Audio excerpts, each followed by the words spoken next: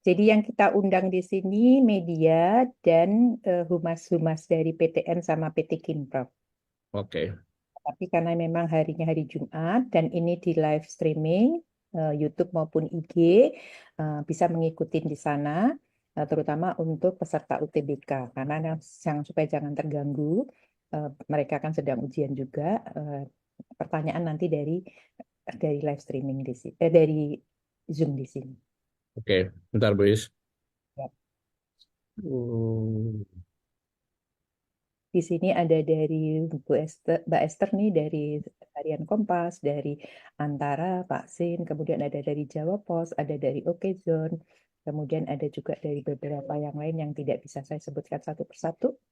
Mungkin nanti sambil berjalan ini bergabung karena mengingat hari ini hari Jumat ya. baik, baik. Bentar Bu Is. Siap. Hmm, Bapak dan Ibu yang berada di ruang Zoom ini kita tunggu sebentar karena sebetulnya sejujurnya Pak Ketua ini sedang ada acara yang lain juga. Kemarin juga sibuk beliaunya sehingga kalau kita selenggarakan ini adalah acara yang nyelip gitu ya. Mudah-mudahan karena ini juga suatu yang harus kita sampaikan secara resmi. Oleh karena itu kita tunggu begitu longgar nanti Pak Ketua akan masuk gitu ya. Sementara ada beberapa pimpinan dari SNPMB, termasuk Ibu Ketua Pelaksana SNPMB, hari ini juga perjalanan Monef ke Umrah bersama, kalau tidak salah bersama Pak Menteri, untuk meninjau pelaksanaan UTBK di sana setelah kemarin hari pertama meninjau di UBT. Dan ini sehingga nanti yang akan hadir di sini bersama kita adalah Bapak Ketua Tim Penanggung Oke, Jawab. Bismillah Bu Is. Baik, bismillah ya. Baik, sudah siap nih, Prof. Ye. Baik, Bismillahirrahmanirrahim. Kita mulai karena mengingat hari ini hari Jumat dan untuk waktu Indonesia bagian timur ini adalah waktu sudah menjelang Jumatan. Oleh karena itu saya mulai acara pada hari ini. Assalamualaikum warahmatullahi wabarakatuh. Waalaikumsalam warahmatullahi wabarakatuh. Assalamualaikum warahmatullahi wabarakatuh. Selamat pagi dan salam sejahtera untuk kita semua. Yang saya hormati di sini adalah rekan-rekan media, para jurnalis, perwakilan institusi pendidikan yang hadir, baik secara nantinya melihat di YouTube maupun di IG, juga khususnya para peserta UTBK, serta mungkin seluruh masyarakat yang mengikuti konferensi pers ini, baik secara daring maupun streaming. Pertama, Itu. panitia membantu memute. Pertama-tama izinkan kami panitia XNPMB yaitu Seleksi Nasional Penerimaan Mahasiswa Baru menyampaikan apresiasi yang setinggi-tingginya atas perhatian, partisipasi, dan kepedulian publik terhadap proses pelaksanaan ujian tulis berbasis komputer tahun 2025. Nah, hari ini kami informasikan adalah hari ketiga UTBK. Namun seperti yang kita ketahui di media sosial ada berbagai laporan dari netizen tentang dugaan dari kecurangan maupun ada yang menyebutkan kebocoran UTBK sejak hari pertama gitu. Sehubungan dengan adanya berbagai isu dan pemberitaan yang beredar di masyarakat, adanya dugaan kecurangan dan kebocoran soal ini, kami merasa perlu untuk memberikan klarifikasi resmi dan menyampaikan sikap serta langkah-langkah yang telah dan akan kami ambil. Karena ini kami sebut sebagai dugaan, karena kadang-kadang terjadi persepsi yang berbeda yang disebut dengan bocor itu yang seperti apa. Namun kami memahami sepenuhnya bahwa kepercayaan masyarakat terhadap sistem seleksi nasional sangat bergantung pada integritas, transparansi, dan keadilan dalam seluruh proses pelaksanaannya. Yang tidak kalah penting kami juga ingin menyampaikan kejelasan mengenai dampak keresahan dari para peserta UTBK yang belum mengikuti ujian dianggap ini adalah sesuatu bocoran. Oleh karena itu, kami memahami kekhawatiran peserta UTBK. Untuk itu, sekali lagi kami memberikan penjelasan langsung dari Ketua Tim Penanggung Jawab Pelaksana UTBK, yaitu Bapak Profesor Dr. Insinyur Edward Wolok STMT, selaku sekali lagi Ketua Tim Penanggung Jawab Panitia SNPMB 2025. Kami berharap setelah konferensi pers ini, masyarakat bisa memperoleh informasi yang utuh dan faktual, terutama bisa dipercaya karena dari sumbernya, sehingga jangan resah dan jangan merasa bahwasannya ini akan memudahkan bagi mereka yang di hari-hari pertama. Oleh karena itu, hari ini hari Jumat, sekali lagi Prof, mungkin kita nanti singkat, paling lama 60 menit, paling 60 menit, mungkin dalam kesempatan pertama, saya mohon kepada Bapak Profesor Dr. Insinyur Edward Lolo yang menyempatkan waktu untuk hadir di sini. Sehat nih, Prof? Sehat, Alhamdulillah. Makasih, Bu Is. Terima kasih atas gabungnya di sini, karena kami Mhm. ingin sekali ini kita langsung menyampaikan, tidak sekedar si pers gitu ya, supaya bisa mungkin ada hal-hal yang dipertanyakan oleh media maupun oleh masyarakat.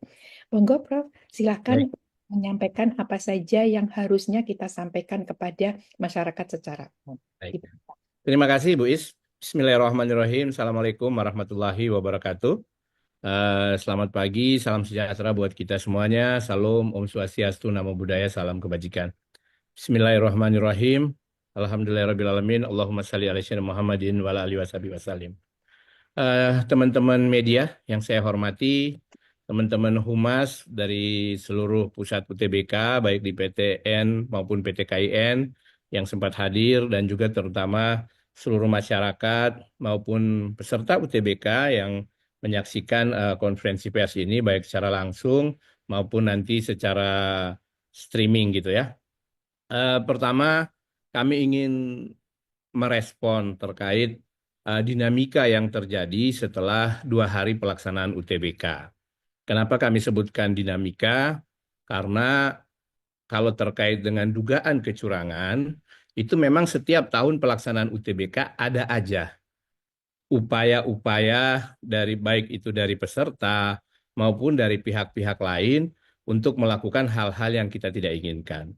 Nah, sebelum saya bicara lebih jauh, sebenarnya kita berharap betul pelaksanaan UTBK ini bisa dilaksanakan dengan landasan kejujuran, itikat yang baik, karena seyogianya kan seluruh peserta itu mengikuti ketentuan yang seharusnya.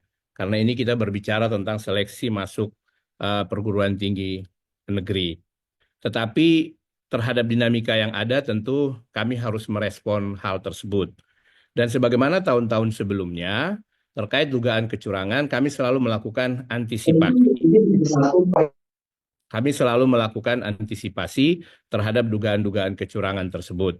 Dan alhamdulillah sejauh berjalannya pelaksanaan UTBK dari tahun ke tahun, kami mampu untuk menjaga integritas maupun transparansi dari sistem pelaksanaan UTBK itu. Saya akan mengomentari yang pertama terkait dengan bocornya soal. Bahkan banyak yang menjapri ke saya secara pribadi, Pak, ini kami soalnya udah beredar, bocor. Sehingga kami yang ikut di awal ini merasa dirugikan karena nanti yang akan ikut di hari-hari belakangan sudah dapat soal duluan. Perlu kami tegaskan sekali lagi kepada seluruh masyarakat, kepada seluruh calon peserta UTBK, bahwasanya tidak ada set soal yang sama dari sesi per sesi dari hari ke hari. Jadi kalau kita memiliki 23 sesi di pelaksanaan UTBK ini, maka kami menyiapkan lebih dari 23 set soal. Itu yang perlu dipahami oleh masyarakat. Jadi tidak mungkin akan ada kebocoran soal.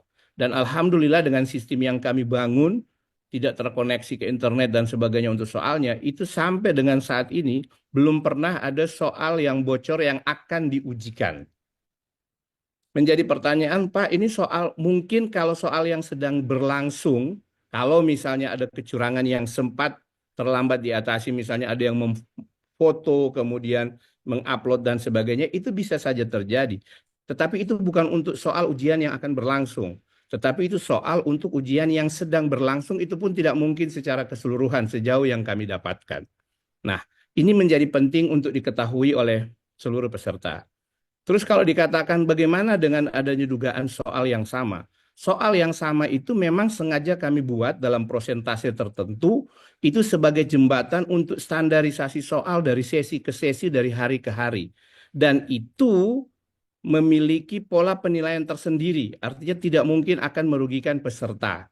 Gitu. Jadi kalau bisa dibilang dalam apple to apple, antara peserta di sesi 1 dan sesi 4 misalnya, kemudian memiliki nilai yang sama, itu bisa saja jembatan soalnya dengan pengetahuan yang sama itu tidak akan dinilai.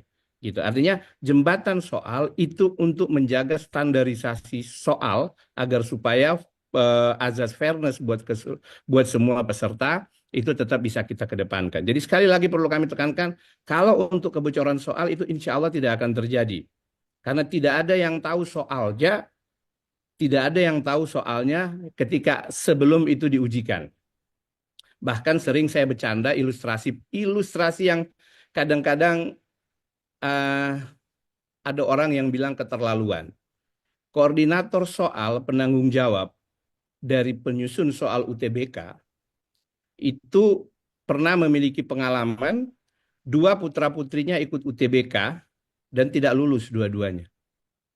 Padahal kalau mau dipikir soal itu ada di rumahnya. Soal itu ada di bapaknya, tapi putra-putrinya nggak lulus. Sampai sebegitunya kami menjaga integritas untuk pelaksanaan UTBK ini. Jadi kalau soal garansi bocornya soal dari panitia itu tidak mungkin, dan sampai sejauh ini ada upaya-upaya dari berbagai pihak ingin melakukan kebocoran soal, alhamdulillah itu bisa kami atasi.